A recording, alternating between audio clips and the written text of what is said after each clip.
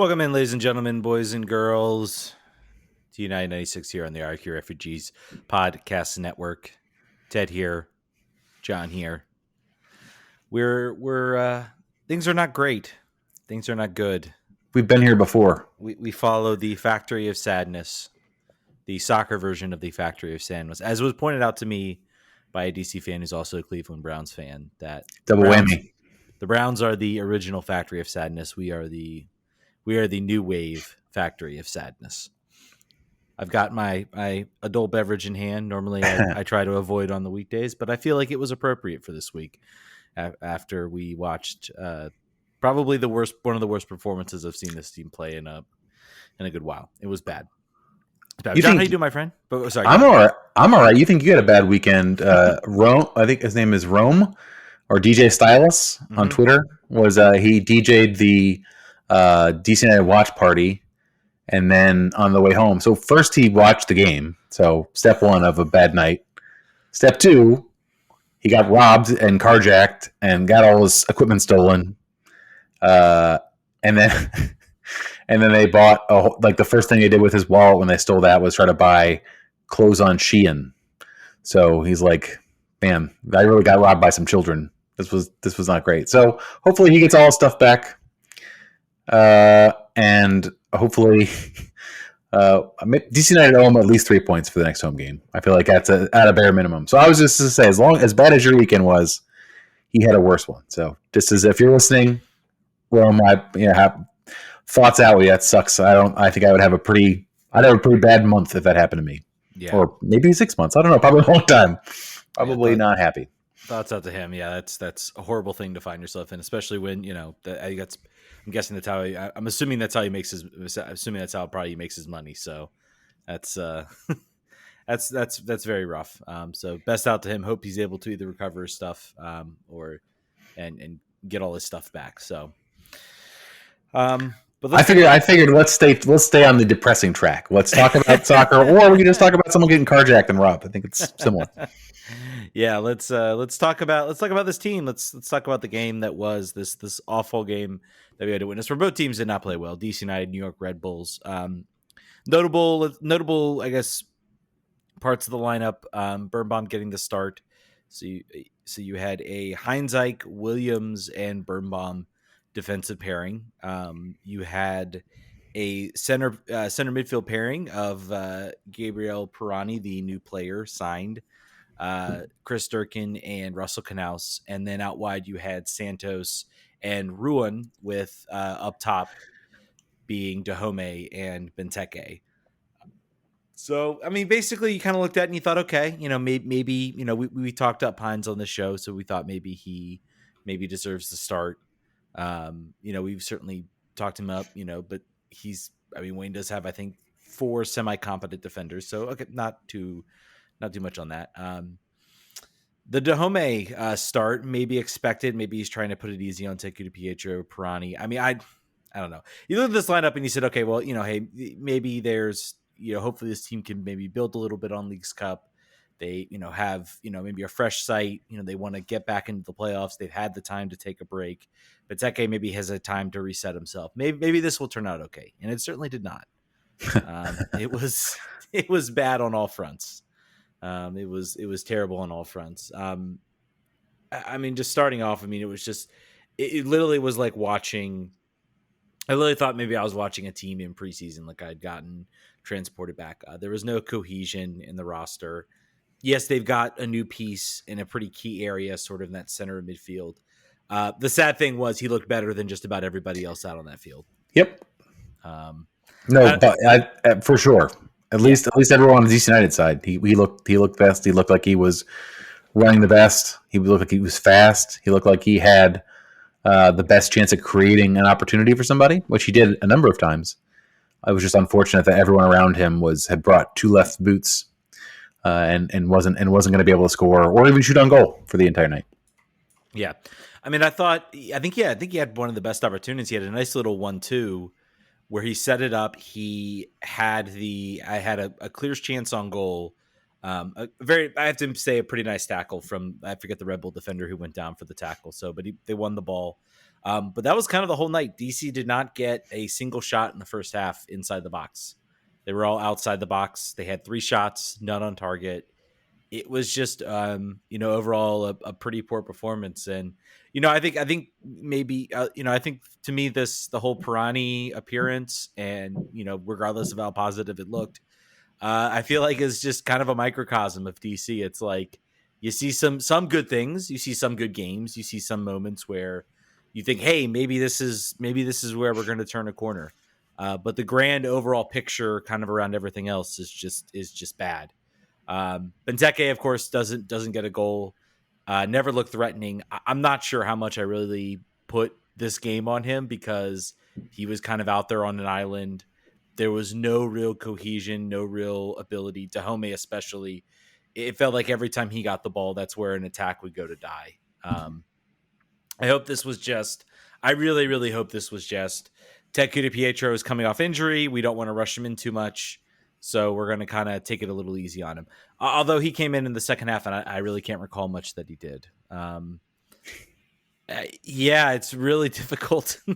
It's really difficult to talk about this game because this is like it's nothing. I mean, the only other, I guess, meaningful piece of analysis you can really give is Ferrado comes on and immediately fouls outside the edge of the box, and that becomes the game-winning goal. And that's terrible. The rest of his stats aren't any better either, by the way. He had 3 aerial duels, lost 2 of them, had 2 ground duels, lost both of them, and then the foul. It was a very under 6 foot mob score. Just a real bad night, real bad debut for Mr. Fajardo for the Peruvian. By the way, you talked about Benteke having a bit of a situation. June 3rd, last time he scored. That's 840 minutes of game time. That's wow.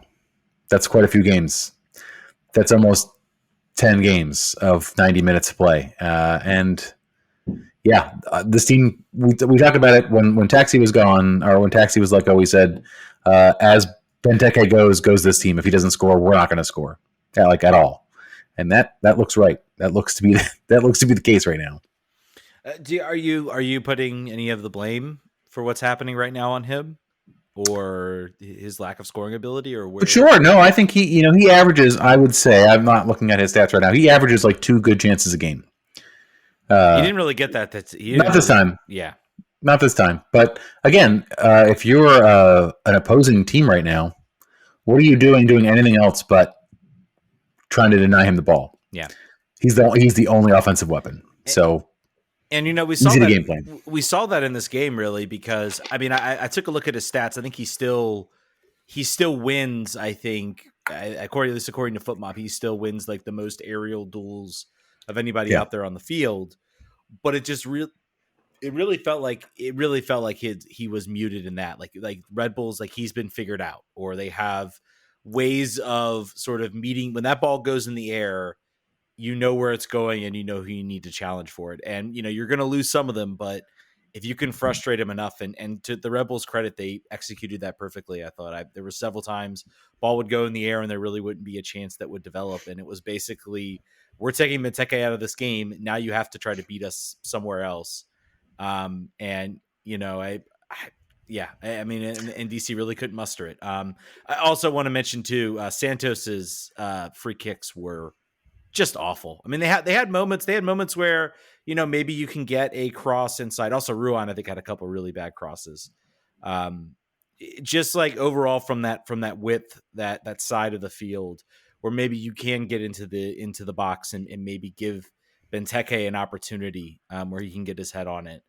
Even those were just atrocious and poor. I mean, I can't recall a single moment where a cross went into a dangerous spot and was, at least challenged by a DC player. So he had Santos had 1.6, 1 out of 6 accurate crosses, 2 out of 7 accurate long balls. And by the way, highest rated player on the team according to FootMob. So he did a lot of other things that were fairly decent. It was just his service was so poor. 83% on tackles, 2 clearances, 2 headed clearances, interception, 7 recoveries, ground duel 7 out of 12. So if you compare him to the rest of the midfield.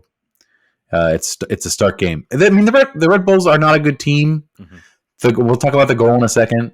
It's not like they were putting together a great offensive performance and, Tyler Miller was just bailing us out over and over again. It wasn't really that. Mm-mm. It was two teams without a real cohesive offense. One of them had an opportunity to score at the end of the game, and they did. And the other one couldn't figure out a plan B at all when plan A didn't work, which is a criticism that people have had about this team. I think if you look at this roster, Benteke needs a number 2. He needs someone else to help him. If you look at this lineup, Pirani, I don't know that. I don't, it's early doors on what his style of play is. He seems to be someone that's a little bit further back in the midfield from a creative perspective. He doesn't seem like a number 2. He doesn't seem like he's going to run off the ball on Benteke that often. Dahomey is not it. It's just not it. He really isn't. Nigel Robertha isn't it. Eric Hurtado is not it. Ted Cuti-Pietro could be it. He could play a taxi role, but he's got to step up and be able to play 90 minutes and really step up the finishing product because that's what's needed. Yeah, I mean, I think the real thing is he's, in my opinion, I mean, at this point, he's the only player on this roster that has shown any inkling of anything cohesive. I mean, you look at I think this is correct. The last time Benteke scored, he was out there on the field. And he looked rusty. He looked like a guy who I think maybe I expected a little bit more from him. I think he'll find his feet quickly. I'm hopeful that he gets the start against Philly. I think he deserves an opportunity to get a run out. We're not going to bring anybody else in. Wayne Rooney already confirmed that nobody's coming in. There's they quote unquote don't have the cap space. And some people have called BS on that, which I may be inclined to do so. I think that's a real easy way to cover and say, oh, sorry, we don't have the $300,000 in our cap right now to afford a designated player. Somehow I'm not buying that. Now, again, I'm also not. Do I think a free agent Jesse Lingard is going to come in and really make a difference on this team? Probably not. Is any sort of really expensive forward that's a free agent out there?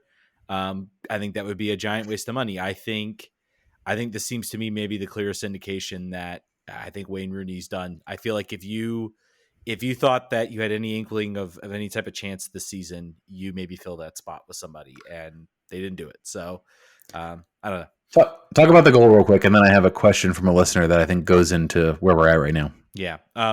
Goal comes in, Ferrado. I think I'm pronouncing that right. Hopefully. He's got to win a duel first before we get his name correct. Get a shot on target, and then we'll talk. Mm-hmm. Val's at the top of the box. I think there's been some video out there about the wall placement. All I'll tell you is that you can probably look at that from 50 different angles and get 50 different perspectives as to whether you think the goal is set up, whether the wall is set up correctly. I think the overhead angle shows it's right in line with the posts, which is where you want it. It's a really nice shot. It curls in probably into the only spot that it could go into the back of the net. It's a nicely taken free kick. I don't know if you can have too much criticism about it. John Tolkien's one goal a year. He had it against DC United. That's very cool of him. Very cool. Yeah. And Wayne Rooney, I think seemed to think the same. Talked about kind of the performance, praised Pirani a little bit, and then says, we're well aware that if we win our home games, we make the playoffs. Any points away from home would be a bonus. We're disappointed not to get anything from this game. I would remind Wayne Rooney that our record at home right now is 4 wins, 4 draws, 3 losses. Good for 11th best in the Eastern Conference. It's also loser talk. It's also dumb loser talk because that is so clearly that they're only, and this has been an issue for people.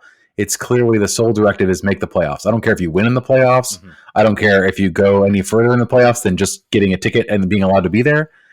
Only we're bad enough that we should care about what our on the road performance is because we're not going to play any home games in the playoff. That getting in, sneaking in the ninth place cannot be.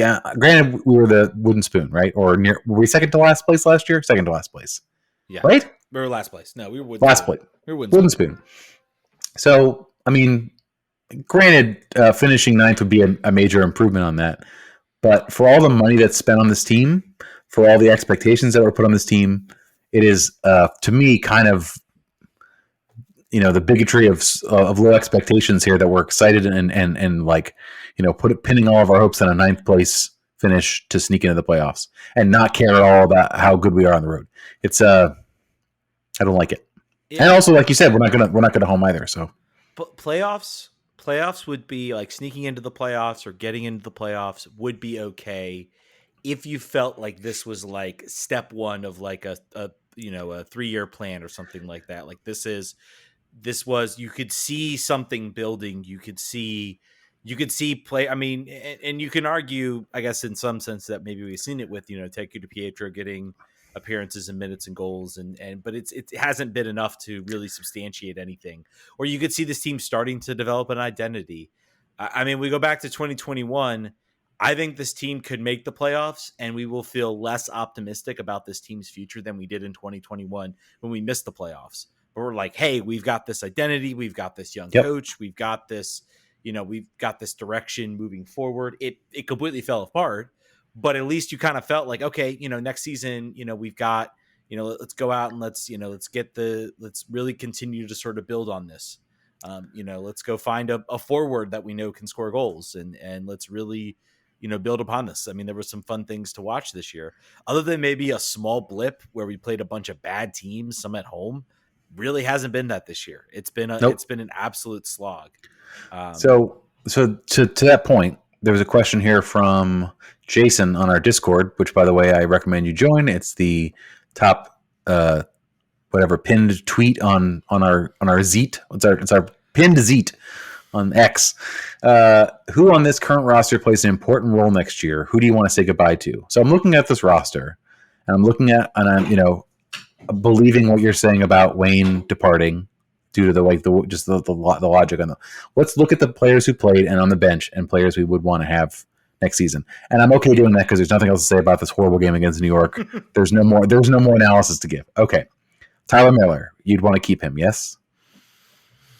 Oh man, not even. Yeah, I mean, I guess so. I would say yes. It's going to be either Tyler Miller. I think one of these guys, either Tyler Miller or Alex Bono, will be back next year. Yeah, they both could be. They both could be a starter on a fine team. Mm-hmm. And I think with a different coach, the complaints about Tyler Miller being caught off his line a couple times probably go away, because I think most coaches are not going to be as adventurous with this positioning. All right, Derek Williams.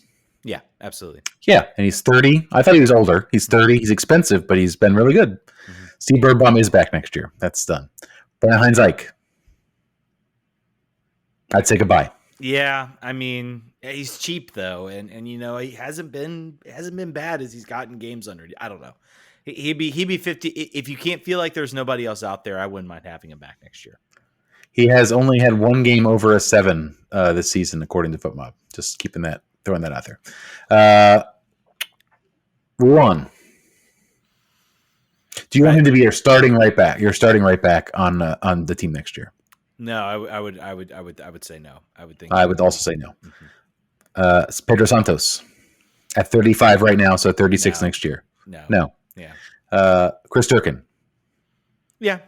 Yep. There's some people out there that really get on his case, and I think it's at this game. I would say I don't think he was great. Nobody was great, but I don't think he was disastrous bad. I think the problem for him right now is I just don't think what type of best position he plays or what his best role is.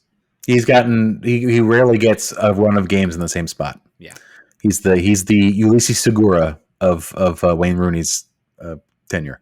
Russell Canals. Yeah. I would say, especially after this year. Yep. Christian Dahomey. No. Goodbye. Pirani. One game under his belt. And he's on. So keep in mind, he is on a loan with a purchase option. So they have the audition exists for this next year to decide if he's worth whatever the negotiated price was with Santos, which will not be very low because he's a young player. He was getting time in the Brazilian league, so we don't know what that number is yet. But he will fall under. I mean, assuming things stay under 22 under the under 22 initiative. Again, there's talks of rule changes coming up this winter, so that's something to watch with what's been happening with Messi and everything. Christian Benteke. What if he doesn't score for the entire rest of the year? I think you figure out a way to mutually terminate his contract, or you sell him to Saudi Arabia. If I'm being honest, that's probably where you look to. He's only 32. It's not impossible that you could sell him if he has. I mean, he's gonna want to go. If Wayne returns, then I say yes, you keep him. If Wayne does not return, and I'm really crossing my fingers that there is a change at the front office, or if there's a new person coming in that's going to be the director of soccer operations. Then no, I say clear house. Say goodbye. My conditional on Benteke is that you are willing to spend money for service. Mm-hmm. That you're not having Ruan and Santos at your wings. Free agent Julian Gressel, welcome back. I'd love it. But his skill set, right, is his elite level aerial duel heading. Well, not so much heading, but trapping, holding the ball up, and also like having that ability to win the ball in the air. So if that's not the style of play, round peg, score hole, move them on. That doesn't make sense. All right, continuing. Andy Nahar. He's back for next year, right? Or is this his last year? I think he's got one more year. Yeah. So he's back. I think you keep him. Yeah. He saves us having to have this conversation because he's under contract. Ted, great. Yeah, keep Fajardo. We have 5 minutes, so hold. I do not expect Fajardo or Eric Davis to be back next season. No, probably not. Could, unless they come in and like start unless Fajardo comes in and starts chasing for the Golden Boot. I don't think you'll see him back next year. Yamil Assad. No. Adios. Eric Hurtado. No. Adios. Jackson Hopkins. Yeah. Yeah. Yep. Donovan Pines. Hell yeah. Oh yeah. Eric Davis. No. Alex Bono. I would say one of the two. I think you want to give Luis. What's his name? Zamando. Our third string goalie. Zamudio. Zamudio. Yeah. He should be the number 2. He's a young player. He's better than the USL. This is why you would do this. It certainly would be the case. And then on the injured list is Nigel Robertha. I'd say goodbye. Mohana Jadzi, I think, is here. He'll be here. Another contract. I still don't think we saw. Not even close. Not even close to what and some of the moments we saw some promise. I'll say that much. Yep. Martin Rodriguez. He's gone. His contract has expired, and he is coming back from ACL injury. Yeah. We did not retain Felipe Martins when he had the same. He's gone. Or Brad. What's the guy's name? The left back, Brad Smith. Brad Smith. Yeah. Well, yeah. Who's now playing? I think every week for Houston. So there goes that. And then a couple players who weren't on the roster.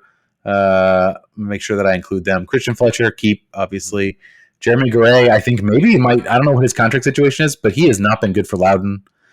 He's not featuring for DC United. I think maybe similar to a couple homegrown. I'm trying to think of the player that DC United signed last year and let go, and now he plays in Bolivia. I'm not sure. Jacob Green, that's a keep. Mateus Click, that's an interesting one. Okay, let's talk about Mateus Click. DP, according to statistics online, he has one of the highest chances created for a midfielder. I think you keep him. I'm just curious about sort of his best role and the best players around him to succeed. I think the roster as it's constituted is not getting the most out of him. I am maybe I'll be a little interested to see. He plays that kind of number 10, but it's very much an 8-10 sort of hybrid type situation. He's maybe the one missing. If you want to take any, and again, I'm not trying to say, oh, there might be hope for this team this year, or there might be hope, but I mean, he was a big missing piece out of this Red Bulls game, and I'm curious. I felt like in this game we played well with Lewis O'Brien, but that was more not necessarily that Lewis O'Brien fit that role, but that his skill level was so high that it could sort of make up for the fit. Now I'm curious. You get basically Mateus Click, who plays that sort of 8-10 hybrid. And then you have a Pirani, who is essentially an attacking number 10. He was getting forward a bunch in this game. Does that maybe open up a little bit for him? Does that give him more speed? Does that give Pirani an ability to push forward a little bit? And does it maybe then give another option that might give him more space, a player that you have to account for? Because, Knaus is going to play that number 6. Durkin can get forward a little bit, but he's not even going to really provide you that. So I don't know. I'll be curious. This game against Philly, this home game, where, by the way, if you talk about one team that apparently we have decided this year, we are not going to let them score. It's been Philly. We played some of our best soccer against them for some reason. So who knows? Yeah, Lewis O'Brien. But Click, I went back. I'd say go ahead, bring him back. You already got him for another year. He's played well. I don't think he's the problem with this team. So Yeah, well, Lewis O'Brien having a great time over there right now. Currently playing not at all. He was an unused substitute against Arsenal. Did he play in the game that Nottingham beat Sheffield? Let's see.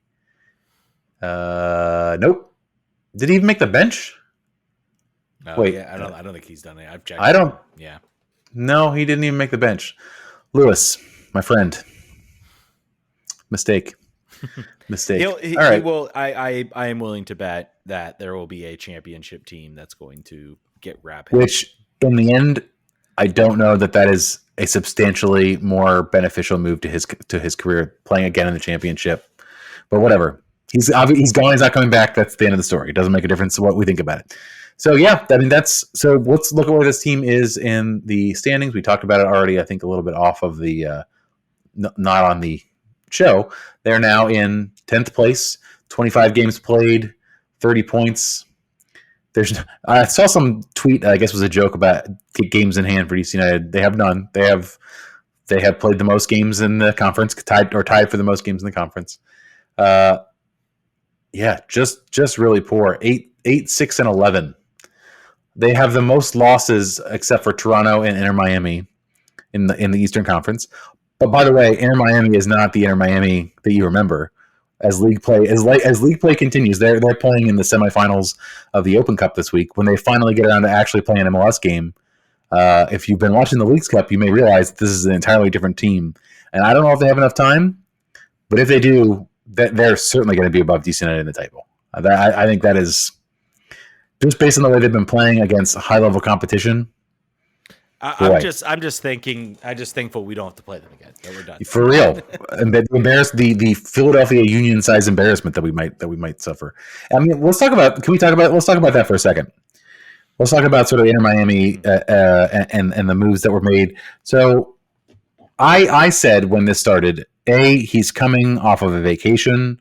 He is, not thinking he would do poorly, but thinking that it would require some time, thinking that one player does not a team make. And there no way can anybody, even Messi, take this team moribund that could not score and could not defend, who had a negative 14 goal differential in the league so far, and then just, be magic. And he has been magic. He has scored, is it 9 goals in 6 games? Is that the absurd? And these are not teams playing their B lineups in the Leagues Cup. These are all, balls to the wall. They were doing their best here. So, man, what have you had? I've watched, I think, every game that he's played in, or parts of it. What's your impression? I mean, he's been as good as advertised. I think the biggest thing. If you're, I don't know if he sat and read the Beckham experiment or anything like that. Probably not. Maybe not. I mean, but I don't know. Maybe he did from the late Grant Wall. But I think there was a lot of things that that David Beckham did where I don't think he quite recognized like the where he was in was not Barcelona, and I think he didn't endear himself well enough to his teammates in a lot of way, and that's why they suffered so much early on. And I think when you look at Leo Messi, the way he's kind of come into this team, I mean, he knows who he is. He knows he's the best player. First of all, he seems infinitely happy. I think he's happy he plays in a stadium where literally his kids and his family are just sitting right there. He seems to love that like the most about playing here, if I'm being honest. Yep. You talk about when lifting the Leagues Cup, DeAndre Yedlin was the former captain. Yedlin gave the captaincy to Messi. He goes and says, "Here, let's lift the trophy together. You've been the captain for most of the year. This is your trophy too." Giving the penalty to Joseph, and people yelling about how I think it just adds to his legend. It shows really kind of who he is. And I'm not surprised that the Miami's playing better because I know we witnessed it. We witnessed it here in DC when Wayne Rooney showed up. Yep. Guys that you thought weren't good suddenly elevated their game. Segura and Mora were the two players. I was like, they're bums. They're terrible. Suddenly, Rooney shows up and they're playing well. So I mean, yeah. He's either that way or he's smart enough to act that way in public. Either way, it's smart, and it's something that a lot of players in his position wouldn't do. Yeah. I mean, he's got a good reputation, right? So it's possible that is just that's who he is. But even if it's not, even if it's like this is important that I show this deference and show this sort of like camaraderie to the world as I'm in this picture. To your just point, Beckham didn't necessarily do that on the field always. He was a lot more personally image focused. Granted, Messi has done it all, and he's the best player in the world, so he's got nothing to prove to anybody. So it's a little bit different. But there are people that are upset still about all of the focus on Messi. Mm-hmm. First of all, grow up. It's not going to stop. A and B, it shouldn't. If you've been watching these games, there's nothing more important in the league. There's nothing more exciting. There's nothing more relevant. There's nothing more exciting to casuals than this. So this is not going to change for 2.5 years. Strap in, enjoy it. Enjoy. I got someone sent me an article about it. MLS season pass subscriptions have doubled since Inter Miami has joined. Ticket prices are rising on the secondary market more than 1,700%. Yeah. Standing room only tickets were going at $241 against Philly. And it's amazing. And I want to. There's been, I think, one of the biggest criticisms, and it is a, I think there's been criticisms amongst, I won't say much for, there's talk about people who have been fans of Inter Miami who have been going when there've been dirt cheap tickets, and now the tickets are outrageously expensive because of Messi is, and now it's like they're being priced out of it, and that stinks. It's horrible. It's awful. I don't. I want to say that I think Miami tickets might start to level after a little while once it's kind of normal. He's here, and eventually I think that the demand will drop a little bit. Everywhere else, I think it's tough. I will say one thing about the team itself raising ticket prices.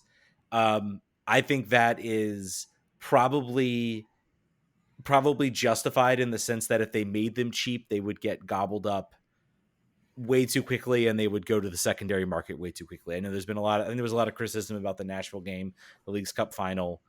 I mean, I don't know what to tell y'all. It is what it is. And it's yes, it's bad that people get priced out. It's awful.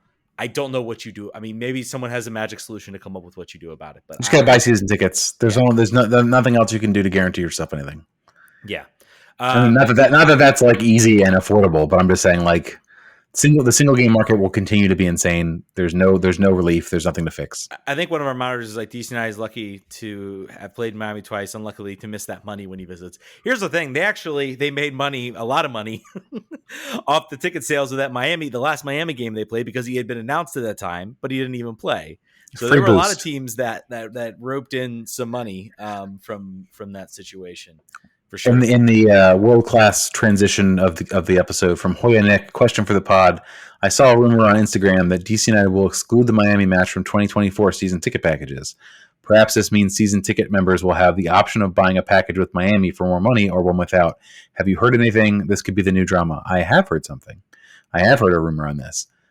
Next year, this is unsubstantiated and rumors. This is all I got. I don't have, as a no longer season ticket holder, I don't have info on that end.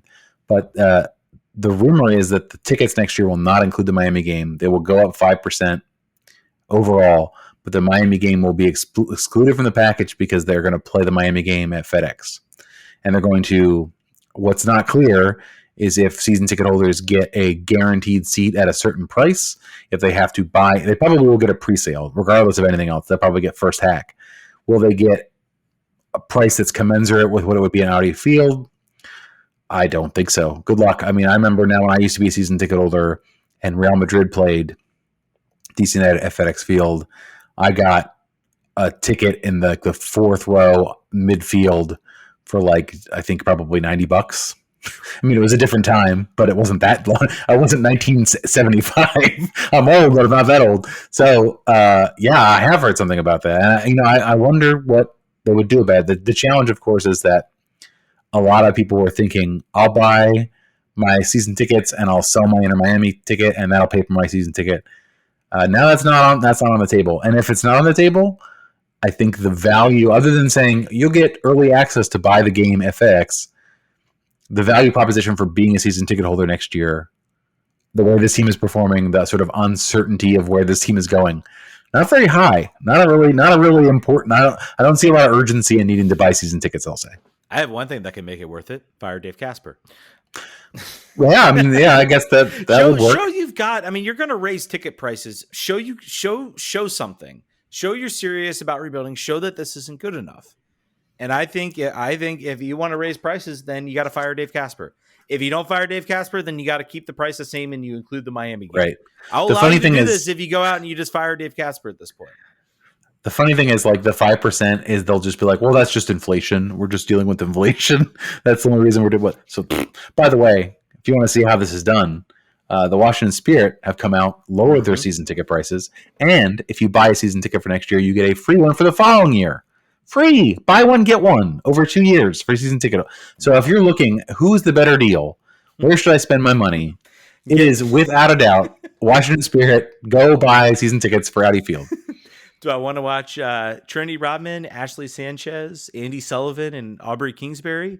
Or do I want to watch Tyler Miller, Christian Benteke, Jose Fajardo, Matthias Click, Gerardo, Eric Davis?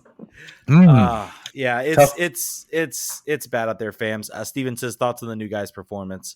I think we thought good, but again, it's kind of I don't know, walking into a house that's on fire, but hey, your TV still looks like it's good to go, so that didn't burn, so you can still use it. And it's like, I don't know, it's flower pot in the city stadium bathrooms or something like that. Like, it really doesn't cover up much. It's very unique. That's a very unique and specific geographical reference. There are some people in the Red Army who are laughing. I'm sure at this. I'm sure. There's a whole story associated with that. So Brandon Zebron wants to know if will Benteke ever score again. Yeah, I think he will. Yeah, probably. Penalty kick, probably. Be my guess. There you go. He'll get a penalty kick. He'll get a penalty kick against Philly. We'll draw some foul. He'll get a penalty kick and he'll score it. That's my thought. It's a very positive outlook. We're not grasping at straws whatsoever over here. DC United. Let's see. What's their next game? They play against Philly at home, right? Yep. They do have 5 of their next 6 at home, with their only road game being down to Charlotte. So, look at these. All right, so we're set up. We haven't talked. We're kind of set up here. So Philly are apparent we're their bogey team. So maybe, who knows? I'm not. It's one of those things where you get lucky twice. I don't know. You get lucky 3 times or 4 times, but who knows? Then home to Chicago. Game you'd think you'd win. You thought you would have won Red Bulls, but you'd think you beat Chicago. Game at home to San Jose. You'd think you'd win that. Away to Charlotte. I think you'd lose that. DC home to Atlanta. I think you'd lose that.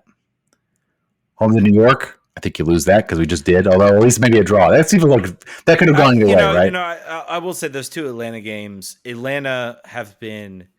You remember the one we saw, right? Oh, I remember the game we saw, but again, that is at Atlanta. They've actually been fairly poor on the road. And like I said, that New York game, I mean, that game could have easily been New York did not outplay DC in that game. I mean, maybe they outplayed them. Maybe it was a slight tick of the advantage, but they were not running all over the field with us. And this game, if we're picking up some wins, if we're picking up some momentum, who knows at this point? I mean, we're going to be talking about a completely different team at that point. This game had me Googling the New York City FC no shots on goal victory. After this, I was like, there's only been 2 teams that have done this, and we're one of them. So it's entirely possible that we can do it again. So yeah, then New York again at home, but then Vancouver on the road, which is as the Eric Hurtado revenge game. Who knows? It's not a difficult month in September. This is a run that can be made. Again, we've talked about it before the show. Should it be made?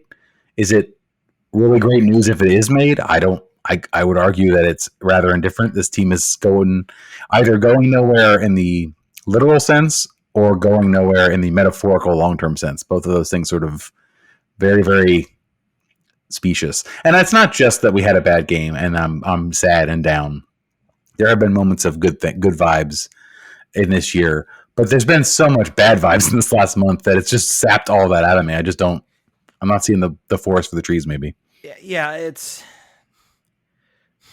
just like right now we're entering were things better? Are things better than last year? Sure, but again, I talk about it. I talked about it earlier. What's the path forward? What's the direction? Is there anything? I can handle a team that is where they are right now if I had a good sense of, okay, here's our foundation moving forward. Right now, I don't have that. I don't know that for a fact. I don't know. I don't know that anything's really developing. I don't know, like, what is this team's identity? How do they play?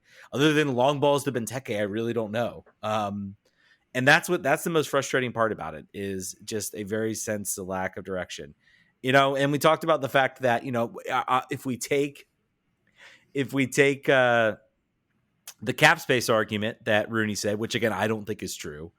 I can't imagine this team doesn't have $300,000 in cap space with who they just sent out and who they've brought in. They let a lot of cap space go, and you're telling me that Eric Davis, Ferrado, and Pirani, who, by the way, is a U22 initiative player, doesn't count anything or hardly anything against the cap. I think it's like 100,000, something like that. You're telling me those three players that we just brought in make up enough where we do not have 300,000? I don't believe it. I think it's an easy out or an easy excuse. Well, it's not 300,000. It's for a prorated amount of 300,000. Right. So it's 150,000 or less. Right, but is there anything that says?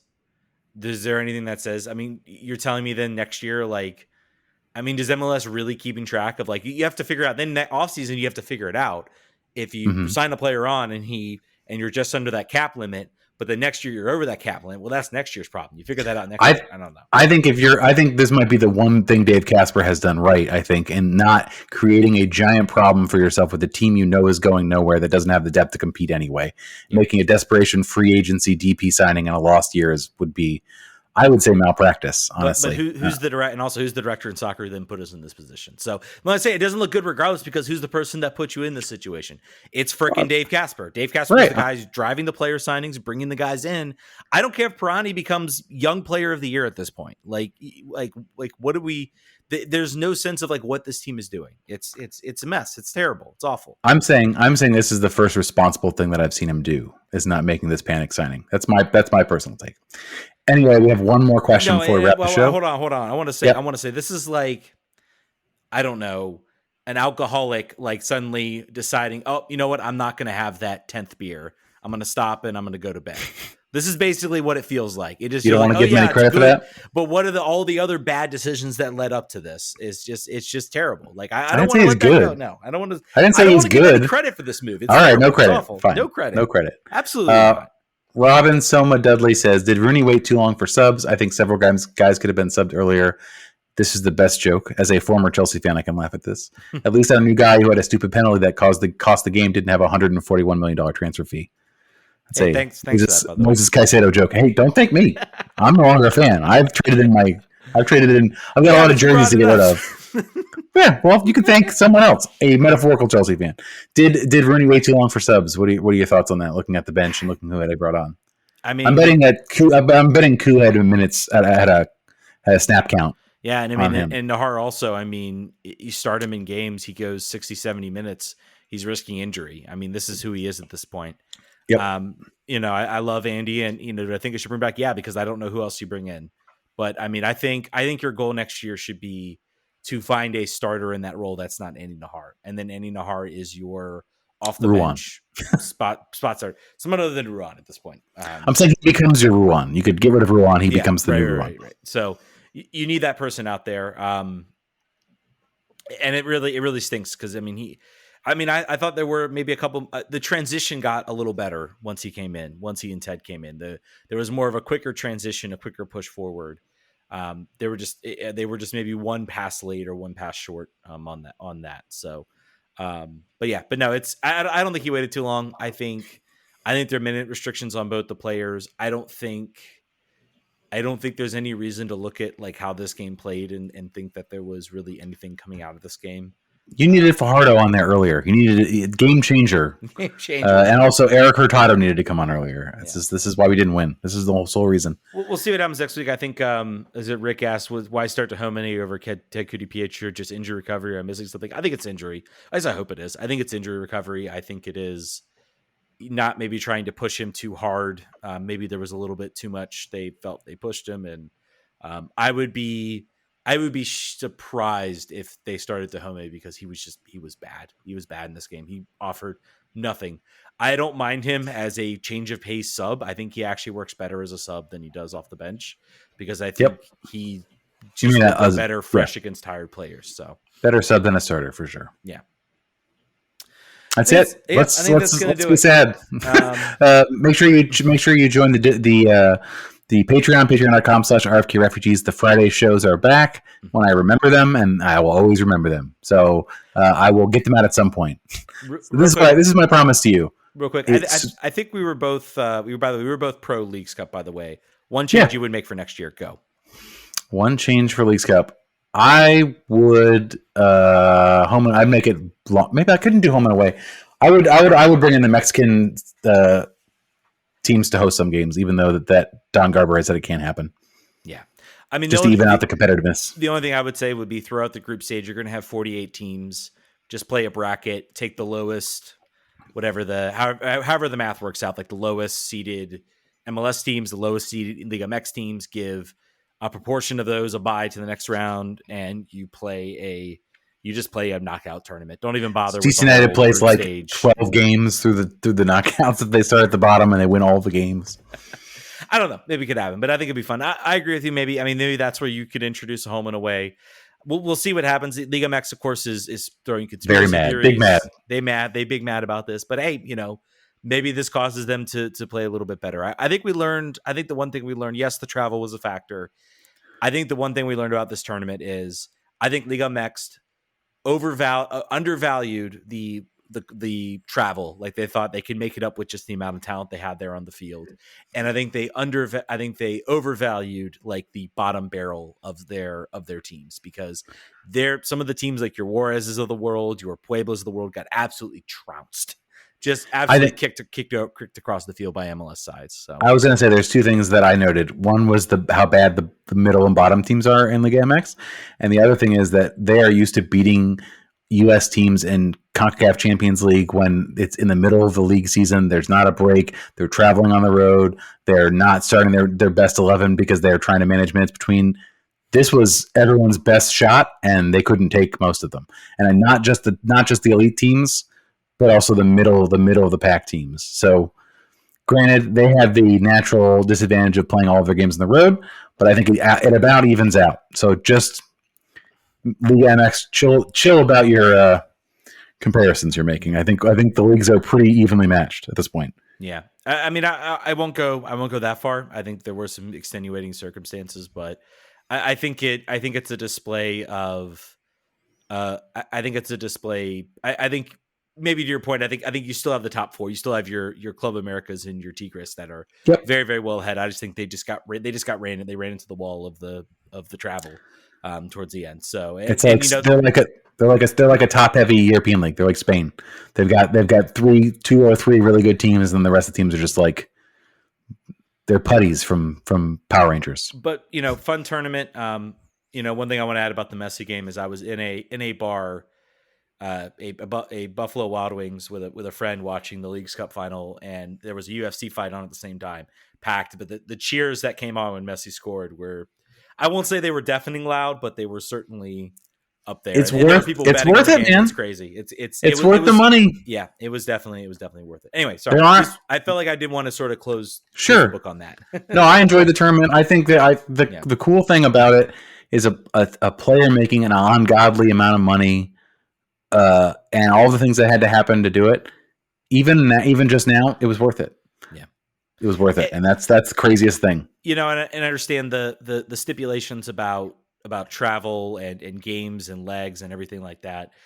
I will say I like the fact they took the break. I think that helped some teams recover.